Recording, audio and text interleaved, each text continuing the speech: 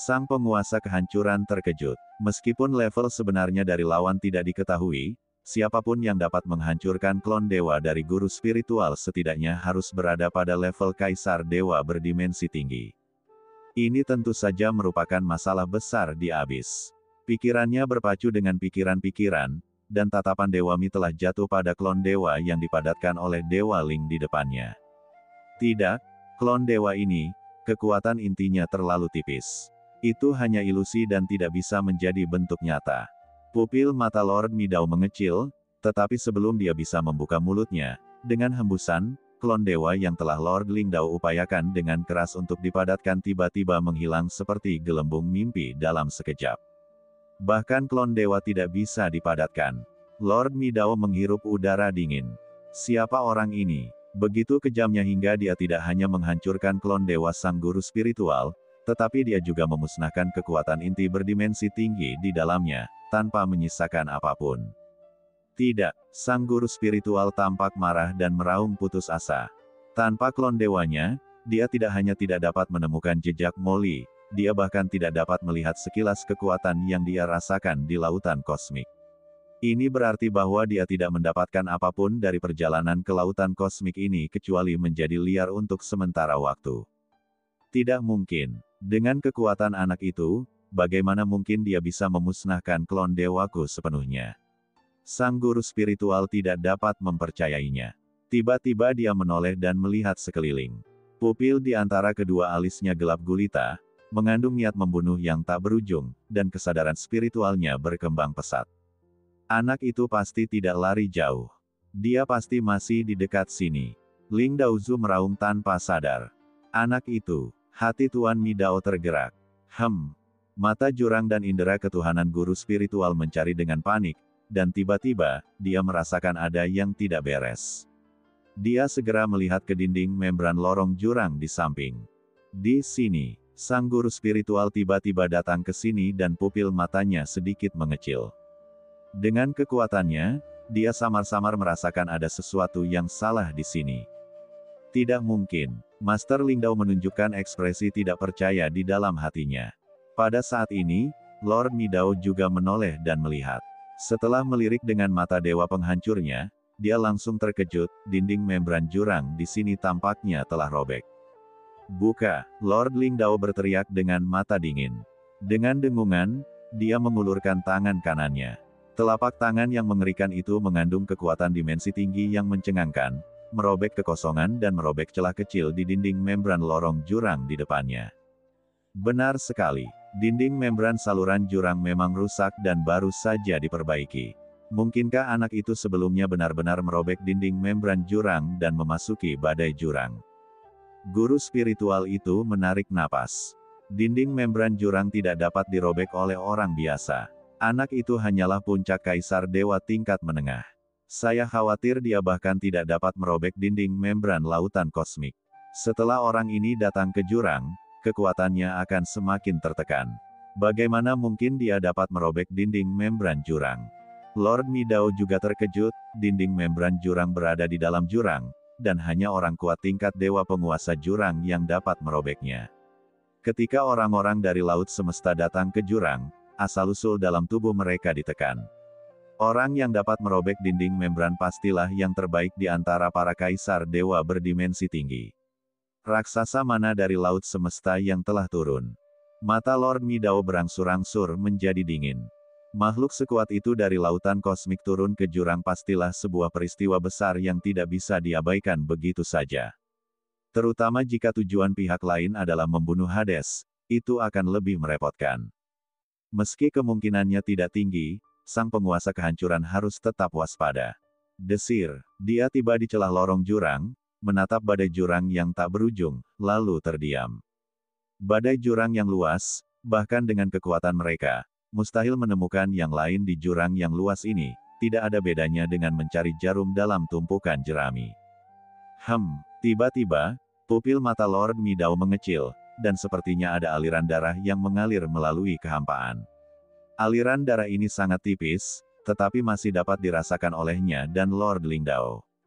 Itu darah Kaisar Gao Wei yang menerobos masuk ke alam semesta abis. Itu darah anak itu. Tuan Midao dan Tuan Lingdao sama-sama gembira. Terutama sang guru spiritual, dia gemetar karena kegembiraan. Tanpa klon dewa dan Molly, dia benar-benar berada dalam kegelapan dan bahkan tidak bisa sepenuhnya memulihkan apa yang terjadi di lautan alam semesta. Tapi sekarang, masih ada jejak darah pihak lain yang tertinggal di sini. Dengan kekuatan mereka, bahkan hanya melalui jejak darah masing-masing, itu sudah cukup untuk mengetahui cukup banyak hal. Berkonsentrasi, sang guru spiritual mengulurkan tangannya, dan dengung, gumpalan darah ini langsung tersangkut di tangannya. Itu adalah sisa darah dan energi yang tersisa setelah tubuh Molly terpotong-potong setelah ia menerobos badai jurang. Buka mata Dewa Jurangku dan amati masa lalu dan masa depan, berkonsentrasilah. Mata Dewa Kehancuran, pergilah. Mata Dewa Spiritual dan Dewa Kehancuran bagaikan bilah tajam, langsung jatuh pada gumpalan darah halus. Mata mereka seperti menjelajahi dunia mikroskopis, mengikuti darah, dengan cepat menelusuri kembali ke masa lalu dan masa depan pemiliknya, ingin mengintip asal-usul dan sumber sejati Molly, dan mengintip kehidupannya. Dalam badai jurang, Molly berlumuran darah.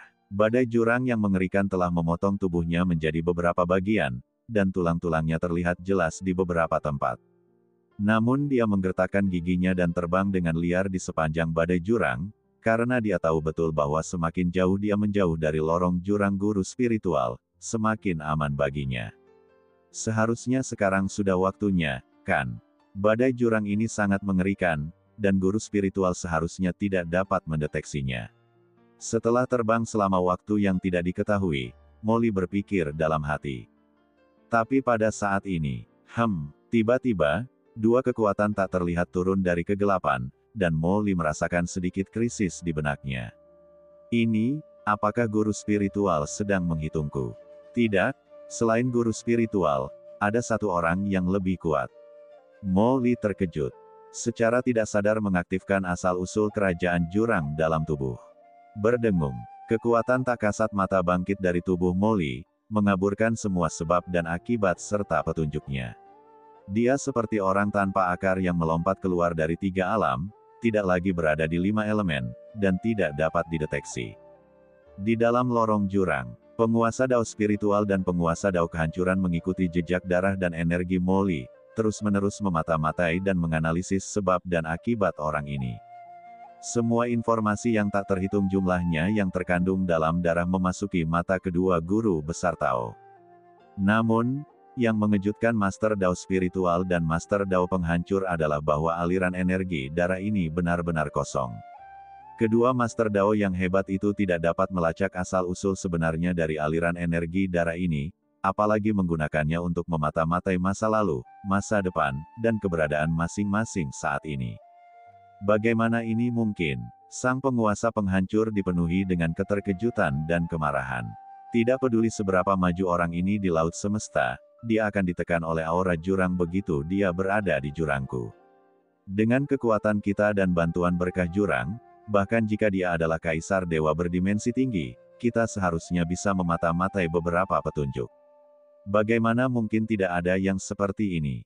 Keterkejutan di hati sang penguasa penghancur saat ini benar-benar tak tertandingi.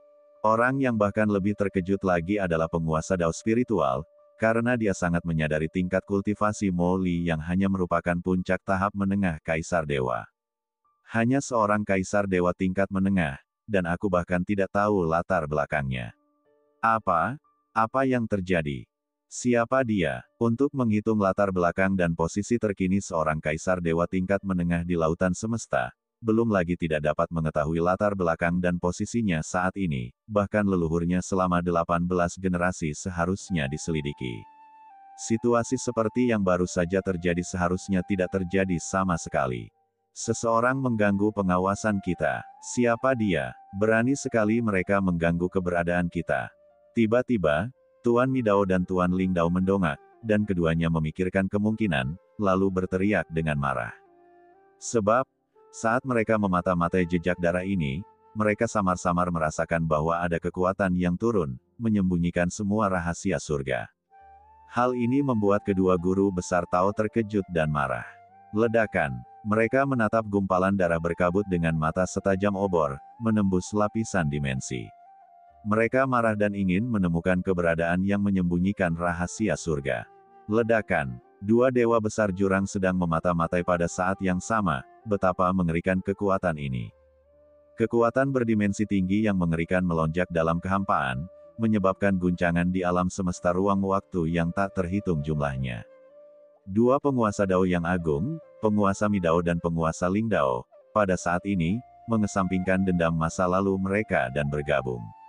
Tatapan kedua penguasa Dao yang agung itu bergantian satu sama lain, seperti cahaya ilahi yang dalam, terus-menerus bergerak maju mundur, saling mengejar, menembus waktu dan ruang, bergerak melalui garis waktu, mencari petunjuk, dan mencari keberadaan yang mengaburkan perhitungan mereka sendiri. Dengan status mereka, bagaimana mungkin seseorang berani menyembunyikan rahasia dari mereka? Ini sama saja dengan mencari kematian. Ledakan. Di bawah gejolak aura mengerikan dari Dewa Kehancuran dan Dewa Roh, aliran kekuatan dari dimensi yang lebih tinggi terus mengalir keluar, mengikuti darah dan energi Molly, dan dengan cepat memasuki inti terdalam keberadaannya. Saat berikutnya, kedua Dewa Jurang itu tiba-tiba membeku, dan mereka merasa dingin di sekujur tubuh, seolah-olah mereka telah jatuh ke dalam gudang es. Mereka semua terkejut. Apa itu? Kedua dewa besar jurang itu bergumam. Di ujung pandangan mereka adalah dunia gelap tak berujung, yang merupakan kekosongan di inti gumpalan darah ini. Dalam kekosongan gelap tak berujung itu, sepasang mata dingin tiba-tiba terbuka, dengan dingin bertemu dengan tatapan kedua dewa jurang. Betapa mengerikannya sepasang mata ini. Tanpa jejak emosi, dingin, kejam, acuh tak acuh, kejam, mati, dan acuh tak acuh. Seolah-olah asal-muasal kehancuran dunia ini, kehancuran semua makhluk, runtuhnya langit, bumi dan alam semesta, bahkan reinkarnasi jurang, semuanya terungkap di bawah sepasang mata ini. Ditatap oleh sepasang mata seperti itu, kedua dewa besar jurang, Dewa Mi Dao dan Dewa Ling Dao, bagaikan semut yang melihat naga suci, dan hati mereka menderita trauma yang belum pernah terjadi sebelumnya. Apa ini? Kedua dewa jurang itu gemetar ketakutan dan mengangkat kepala mereka dengan susah payah. Kemudian mereka melihat sepasang mata dingin itu, yang hanya melirik mereka dengan acuh tak acuh. Kesadaran spiritual kedua dewa jurang besar yang menyelidiki ujung energi darah hancur dengan ledakan keras. Semuanya menjadi gelap di depan mata mereka. Mata dewa di tengah alis mereka meneteskan darah saat mereka berteriak, dan mereka menutup mata mereka kesakitan. Di bawah rasa sakit yang parah, kedua pria itu membungkuk, jiwa mereka menderita kerusakan yang belum pernah terjadi sebelumnya, dan air mata darah mengalir dari sudut mata mereka. Tuan Ling, keberadaan macam apa yang telah kau provokasi? Tuan Mi meraung ketakutan, dan klon itu tiba-tiba runtuh.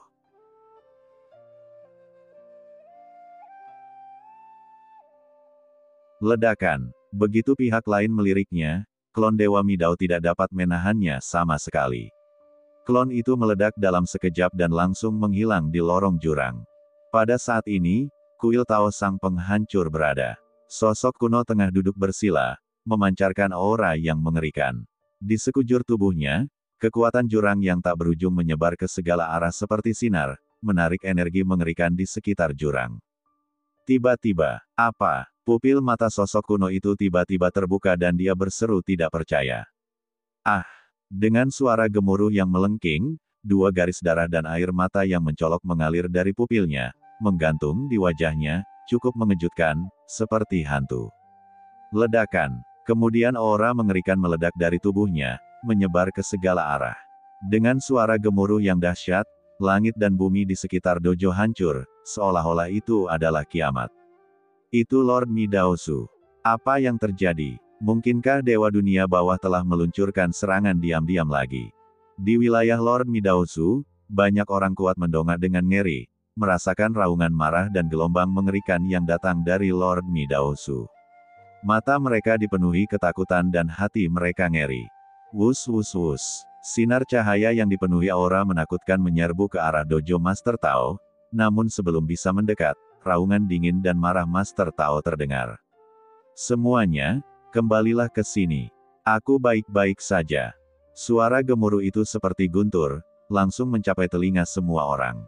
Boom! Semua orang begitu ketakutan hingga mata mereka menjadi hitam dan kepala mereka bergemuruh. Ya, Tuan Midauzu. Banyak penguasa wilayah di wilayah Tuan Midauzu diam-diam terkejut. Meskipun mereka bingung tentang apa yang terjadi, mereka berhenti dan berbalik setelah menerima perintah, tidak berani berbicara dengan keras. Mata siapakah itu? Aku benar-benar merasakan guncangan yang sangat mengerikan, belum pernah terjadi sebelumnya. Aura Lord Mi telah tenang pada saat ini, dan darah serta air mata di sudut matanya telah lama mengering menjadi koreng darah, tetapi kengerian di kedalaman pupilnya masih belum bisa tenang untuk waktu yang lama. Dengan tingkat kultivasinya, siapakah yang bisa berada di jurang ini? Bisakah dia menghancurkan klonnya hanya dengan sekali pandang? Akan tetapi, Tuan Midao tak berani lagi menyelidikinya lebih jauh, sebab ia punya firasat, jika ia terus menyelidikinya, kemungkinan besar ia akan mengalami kematian yang tak diketahui di masa tuanya. Lagi pula, mengapa aura pada benang darah itu membuatku samar-samar merasa familiar? Sepertinya aku pernah merasakannya sebelumnya.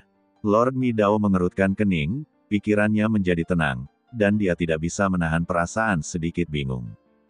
Ketika dia bersentuhan dengan aura darah asli sebelumnya, dia benar-benar merasakan keakraban, yang membuatnya bingung. Secara logika, orang ini pasti orang kuat di lautan semesta. Kenapa ada makhluk mengerikan yang menjaganya? Apalagi aura yang dia berikan padaku mengandung kekuatan yang sangat mengerikan dari jurang. Itu terlalu aneh. Mata Tuan Mi berkilat, mungkin Tuan Ling punya beberapa informasi tentang masalah ini. Kita harus mencari tahu makhluk macam apa yang telah dia provokasi di lautan semesta.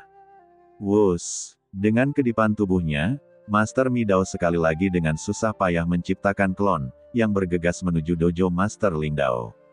Dengan sebab dan akibat yang begitu serius, tubuh aslinya tidak akan berani keluar dengan mudah. Terlebih lagi, dia harus tinggal di kuilnya sendiri untuk menghadapi ancaman dari Dewa Dunia Bawah. Lokasi kuil utama Lingdao, Master Spiritual kini telah kembali ke dojo miliknya. Karena ia pergi ke sana dalam tubuh aslinya, luka-luka yang dideritanya bahkan lebih mengerikan daripada yang diderita Master Penghancur. Pada saat ini, jauh di dalam hatinya, dia masih merasa takut, siapa anak ini? Lingdaozu menyaksikan kebangkitan Mo Li dengan matanya sendiri. Tidak mungkin bagi seorang kaisar dewa tingkat menengah yang kecil untuk memiliki momentum seperti itu. Mengingat penampilan Mo Li sebelumnya di lautan kosmik, sebuah kemungkinan tiba-tiba terlintas di benaknya. Mungkinkah anak ini adalah bidak catur yang ditempatkan oleh seorang master top di lautan semesta yang secara khusus menargetkan jurangku? Itu mungkin. Sinar cemerlang langsung bersinar dari pupil mata gelap sang master spiritual. Jika tidak, dia tidak bisa menjelaskan mengapa Mo Li tidak takut dengan pencemaran dari jurang. Apapun risikonya, kita harus menemukan orang ini. Seseorang, kemarilah, teriak guru spiritual. Dalam sekejap, beberapa bayangan hitam yang memancarkan aura mengerikan muncul tepat di samping penguasa roh dan berlutut dengan satu kaki, penguasa-penguasa roh. Sampaikan perintahku, lakukan penyelidikan menyeluruh di semua tempat di jurang. Begitu ada pembangkit tenaga laut alam semesta tingkat master domain asing yang ditemukan, pastikan untuk memberitahu penguasa ini. Penguasa roh memerintahkan dengan dingin. Ya, Master Lingdao. Ingat, begitu Anda melihat pihak lain, jangan bertindak gegabah. Prioritas pertama Anda adalah memberitahu Master ini. Ya, Tuan. Bayangan hitam itu berkata dengan hormat, dan saat berikutnya, banyak bayangan hitam tiba-tiba menghilang. Selama dia memasuki badai jurang, dia pasti akan terluka parah. Di jurang yang luas ini, dengan kekuatan orang ini, dia pasti tidak akan dikenal. Akan ada petunjuk. Guru Tao ini ingin melihat apa asal-usul orang ini dan apa yang aneh tentangnya. Mata guru spiritual itu bersinar, dan dia mendengus dingin, mengguncang ke empat arah. Dia selesai berbicara. Master Tao Ling tiba-tiba mendongak dan merasakan napas yang datang. Dia mengerutkan kening dan berkata, itu orang tua itu, Master Tao Ling lagi. Jika bukan karena dia, bagaimana mungkin aku membiarkan anak itu lolos? Orang tua ini pasti telah menemukan sesuatu yang salah sebelumnya, jadi dia harus mencari alasan untuk menutupinya. Master Taoling berpikir dalam hati. Sang guru spiritual tidak bermaksud membiarkan siapapun ikut campur sebelum mengetahui sifat khusus Molly. Pada saat yang sama, jurang itu merupakan suatu tempat yang kacau dan kosong, jarang sekali dikunjungi oleh manusia dan di mana-mana tertutup oleh rawa-rawa. Dengan suara dengungan, celah angkasa yang gelap tiba-tiba muncul. Tak lama kemudian, sesosok tubuh tiba-tiba muncul dari celah angkasa, jatuh terduduk ke tanah, dan menghantam rawa dengan keras, memercikkan lumpur yang tak terhitung jumlahnya. Retakan angkasa itu tiba-tiba menghilang, dan sosok itu jatuh ke lumpur seperti pengemis sengsara, berlumuran darah. Sialan, badai jurang ini sangat mengerikan. Seluruh tubuhku hancur. Sosok itu tidak lain adalah Molly yang menerobos badai angkasa untuk menghindari pencarian oleh guru spiritual dan yang lainnya.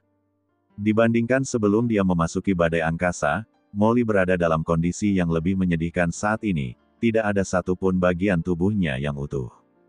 Saat Molly membuka mulutnya dan mengumpat, lumpur amis langsung mengalir ke dalam mulutnya dan dia segera batukkannya. Sialan, kemana aku pergi? Molly mengangkat kepalanya dan melihat sekelilingnya. Semua yang dilihatnya sangat menyedihkan. Dia berusaha keras untuk berdiri, tetapi hanya bisa bertahan sedikit. Rasa sakit yang hebat membuatnya jatuh lagi. Sakit sekali. Seluruh tubuhku sakit. Lalu, matanya menjadi gelap dan dia pingsan. Dia terluka parah. Tidak hanya lengannya yang putus saat bertarung dengan Spirit Master, perutnya dan beberapa organ juga hancur. Selain itu, tubuhnya terkoyak oleh badai jurang, dan banyak tulang patah di sekujur tubuhnya. Tidak ada satupun bagian kulitnya yang utuh. Ditambah dengan cedera akibat guncangan akibat ledakan di saluran luar angkasa, bahkan orang kuat pun tidak akan mampu menahannya. Entah sudah berapa lama waktu berlalu, Molly perlahan terbangun. Ia merasakan sakit yang tak terlukiskan di sekujur tubuhnya dan ia sama sekali tidak bisa membuka kelopak matanya. Dia mencoba menggunakan indera spiritualnya, tetapi sangat sulit, hanya sedikit yang bisa mengalir. Dia melihat ke dalam tubuhnya dan tidak bisa menahan senyum pahit di dalam hatinya. Tubuh ini benar-benar penuh dengan lubang. Dia pernah terluka parah sebelumnya, dan terkoyak oleh badai jurang dalam waktu yang lama. Kecuali orang kuat berdimensi tinggi di level Dao Lord, bahkan Kaisar Dewa Puncak pun akan terluka parah dan terbunuh jika dia memasuki badai jurang. Yang lebih mengerikan lagi adalah badai abis mengandung beberapa fragmen Abyss Avenue. Fragmen Abyss Avenue yang tak terhitung jumlahnya menusuk tubuhnya, seperti tubuh manusia yang penuh dengan pisau tajam. Setiap gerakan akan berakibat fatal. Seberapa berbedanya ini dengan kematian? Untungnya, Molly bukanlah manusia biasa. Aku dalam masalah. Luka-lukaku tidak masalah. Selama aku bisa memobilisasi asal-usul jurang, aku pasti akan sembuh seiring berjalannya waktu. Yang paling merepotkan adalah tubuhku saat ini. Tubuhku sepenuhnya disegel oleh pecahan-pecahan jalan yang kacau dalam badai jurang, dan aku tidak bisa memobilisasi asal-usul inti. Ini merepotkan. Molly mendesak tubuhnya dan mendapati bahwa dia tidak bisa mengaktifkan asal-usul jurang. Dia sangat terkejut hingga punggungnya dipenuhi keringat dingin. Agar tidak dilacak oleh guru spiritual, dia terus terbang melewati badai jurang, berniat untuk menjauh dari wilayah guru spiritual. Namun, sejumlah besar kekuatan aturan kacau yang terkandung dalam badai jurang merajalela di tubuhnya, menyebabkan tubuh fisiknya runtuh total, meridiannya hancur, dan kekuatan aslinya disegel, yang tidak dapat dimobilisasi saat ini. Sekarang, aku bahkan tidak bisa bergerak. Molly menggerakkan jari-jarinya dengan susah payah dan mendapati dirinya seperti mayat hidup. Sangat sulit menggerakkan jari. Dia hanya bisa mengedipkan matanya. Apakah aku benar-benar tokoh utama generasi ini? Pada saat ini, Molly tidak dapat menahan keraguan. Bagaimana tokoh utama bisa begitu sengsara? Bahkan tidak bisa menggerakkan satu jari pun. Sialan, apa yang kutakutkan? Meskipun aku tidak bisa memobilisasi kekuatan asli dalam tubuhku, tubuhku masih bisa secara naluriah menyerap kekuatan jurang antara langit dan bumi. Meskipun kecil, aku bisa perlahan pulih dengan bantuan tubuhku. Itu akan selalu pulih. Namun, tak lama kemudian, Molly menjadi bersemangat lagi. Hidupku ada di tanganku sendiri, jadi tidak ada yang perlu kutakutkan. Tetapi yang paling penting adalah mengetahui di mana kamu berada terlebih dahulu, bukan? Molly ingin tahu di mana dia sekarang, tetapi dia hanya bisa membuka kelopak matanya dengan susah payah, dan kesadaran spiritualnya tidak dapat diproyeksikan keluar dari tubuhnya. Dia benar-benar buta. Dia mendesah dalam hatinya lagi, berpikir bahwa dia adalah puncak kaisar dewa tingkat menengah dan bahkan memiliki kekuatan untuk bertarung melawan klon kaisar dewa dimensi tinggi. Tetapi bagaimana dengan sekarang? Bahkan tidak sebaik orang biasa. Dia tidak punya pilihan selain berbaring di sana. Bagaimanapun, fisiknya telah mencapai tingkat yang mendekati dimensi tinggi, jadi angin, hujan, dan embun tentu tidak akan berpengaruh padanya. Waktu berlalu dengan tenang, dan Molly hanya bisa perlahan dan susah payah menyerap napas jurang di sekitarnya. Saya tidak tahu berapa lama saya berbaring di sana. Tiba-tiba, seekor binatang buas yang buruk rupa dari jurang perlahan muncul di sini, menatap Molly yang terbaring di sana, dengan keserakahan di matanya. Meskipun Molly terluka parah, aura yang dipancarkannya sangat menggoda, seperti hidangan lesat.